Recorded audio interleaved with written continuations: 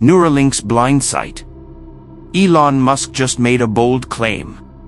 Within the next 12 months, blind people could start seeing again.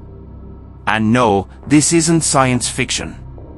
His company, Neuralink, has developed a chip called Blind Sight, a brain implant that bypasses the eyes and sends visual data directly to the brain's visual cortex.